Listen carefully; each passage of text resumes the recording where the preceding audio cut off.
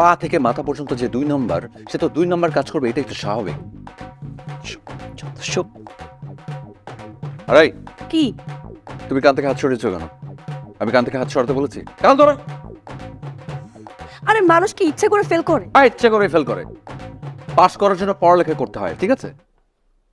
যত সব। আচ্ছা তুমি আমাকে একটা কথা বলো তো, কি?